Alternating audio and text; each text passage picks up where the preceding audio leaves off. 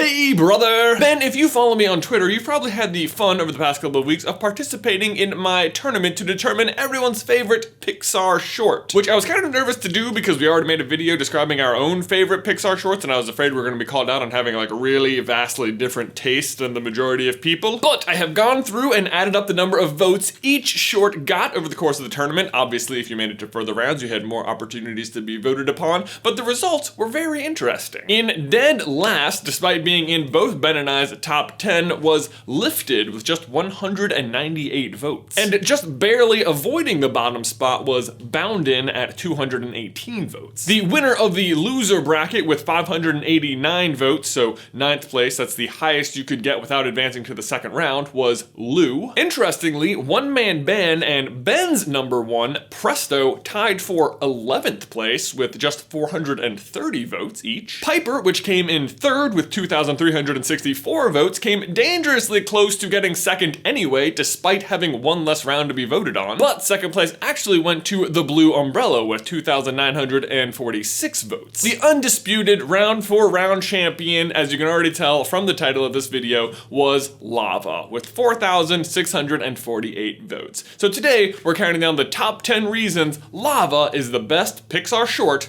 ever.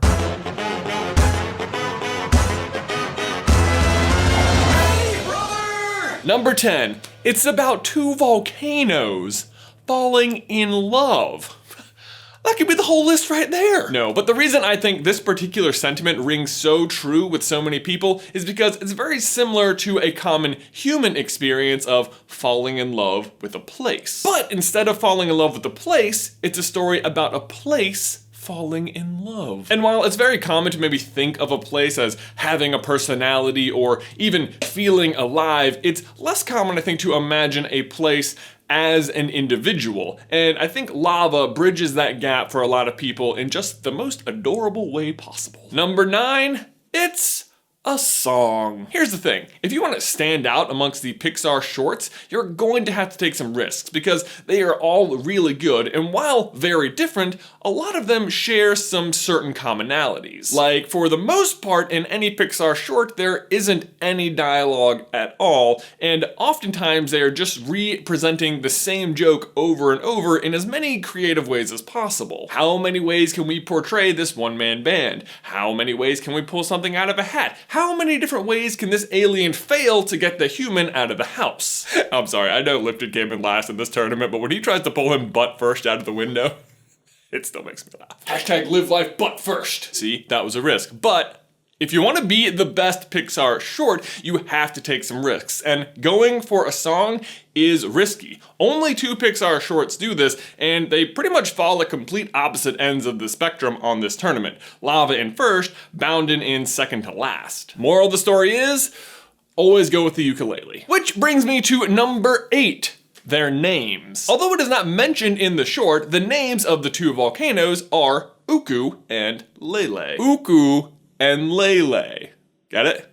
Ukulele? Ukulele? Which I love because obviously the song is played on a ukulele. But after listening to a bunch of interviews with director Jim Murphy, I think the actual pronunciation is ukulele. But I'm not gonna be a snob about it. It's been Americanized so much that it just doesn't matter anymore. And either way, I just think it's awesome that that is their names. Although, side note, just uku in Hawaii actually means head lice. So there's that. Number 7, possible ancestors. So early on in Lava, you get to see a lot of couples between the other marine life, between whales and birds and clouds even, I guess. But hands down, the one we get the most messages about is these 2 turtles. Everyone seems to have one of 2 things to say. Either, oh, is that the turtle from Moana? Or, oh my gosh, is that Crush from Finding Nemo? Well, Moana is just Disney, not Pixar. So I'm gonna go ahead and rule that out. Plus these turtles don't have like the signature spiral on the back, so no. As for Crush though, even though he is very old, 150 dude, and still young! I don't think he's quite as old as Uku, who by the end of the short, like literally millions of years have passed. But I guess sea turtles are still around and they look the same, so possibly his great forever ago ancient ancestors? I don't see why not. Number 6, the geology of it all. Speaking of things being totally possible, what makes Lava so great is that It's totally possible. I mean, it's unlikely that volcanoes are actually trying to fall in love, but that very idea, combined with how the Hawaiian Islands came to be, was part of the inspiration for the short. So of the minor complaints I ever hear about lava, one is how they just sort of merge together at the end. But in fact, this is very plausible. In a very condensed nutshell, how volcanoes work is that when tectonic plates are either converging or diverging or just like sideswiping each other, they create openings in the earth where magma, which has been building pressure beneath the surface, can then erupt from. And if this happens between two volcanoes which are very close to each other, the magma from one can cover the other, and then they form one larger landmass. And yeah, I'm gonna say Pixar definitely took some poetic license here to get a happy ending, but this has happened, and in fact, in Hawaii, the Big Island is actually 5 volcanoes with a 6th on the way. Oh, it's like they had babies. Speaking of babies, number 5, my own son. Okay, yes, this one is a little bit more personal, but last week my wife, Beth, and I were discussing the whole Pixar short Twitter tournament, and we started talking about lava and started singing lava, and almost immediately my unborn son began kicking. Clearly has great taste. I lava him already. But honestly, it was just another one of those little magic moments this little short has brought into my life. And I say another because number 4, it's not just my son. This is definitely the one that me and Beth have bonded the most with over the years. It came out just after we bought our house that we eventually moved into. We listened to it a lot while we were setting the whole thing up, and it's not even just Beth, it's like my entire friend group. I remember one event in particular, we were riding home from a beer festival, and I would say there was a good hour where about 7 of us had this song on repeat, and we were all just singing it as loud as we could,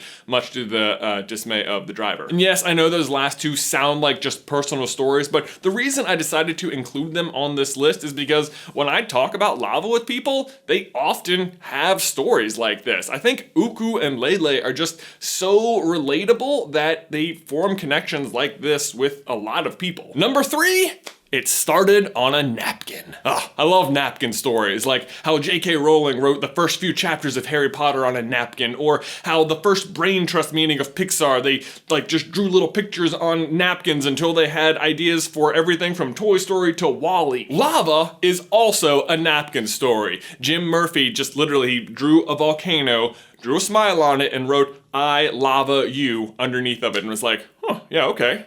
There's your story. That's the chorus.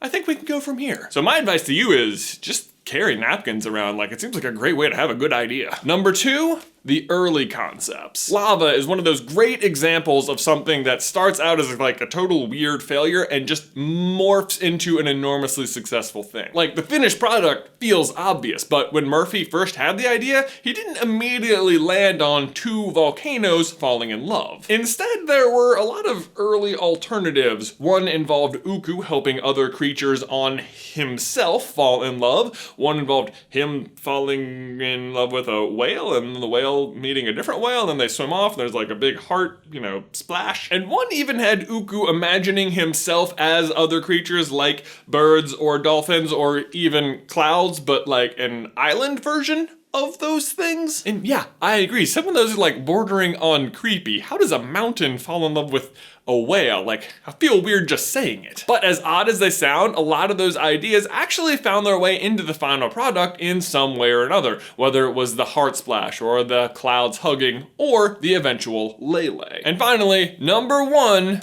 it was inspired by a real love story. Of course, this has to be number 1, right? Like, no, 2 volcanoes didn't actually fall in love, but the idea actually finally came together after Murphy attended his sister's wedding. She was wed in Hawaii at the somewhat later age of 43, and Murphy, who had long been fascinated with Hawaii and volcanoes, thought to himself, what if my sister is a volcano? Which is probably not something you tell the bride on her wedding day. #bridecano. No, I know that sounds mean, but what he meant was, what if, like his sister, volcanoes were waiting their entire life to meet that perfect love? Like, what if that's what they're spending their entire time above the water doing? And that was the final push he needed to make lava. And Ben, there you go. That is the top 10 reasons why lava is the best Pixar short ever. Ben, my question for you and everyone else is, what is your favorite Pixar short? Do you have a lava story? And what other fun tournaments should we have over on Twitter? Let me know in the towel section down below. These socks are amazing! Hope you enjoyed the video, guys. I have an exciting and also somewhat sad announcement that was the very final addition to the Super Carlin Sock Club. Instead, from here on out, we will be moving forward with the Super Carlin Psych Club. We will still be featuring someone at the end of every video, and if you would like to be featured on the Super Carlin Psych Club, all you have to do is go to Twitter or Instagram, use that hashtag, and post a photo of yourself wearing a Super Carlin Brothers t-shirt, playing with one of our play balls, or putting a sticker on some cool, fun thing. Get creative. We'll look through them each week, pick our favorite, and feature them at the end of one of our videos. But guys, that's it for me. Please leave a like on this video if you haven't already, and subscribe so you don't miss any future Pixar action from us. If you'd like to see Ben and I rank our personal favorite Pixar shorts, you can check out this video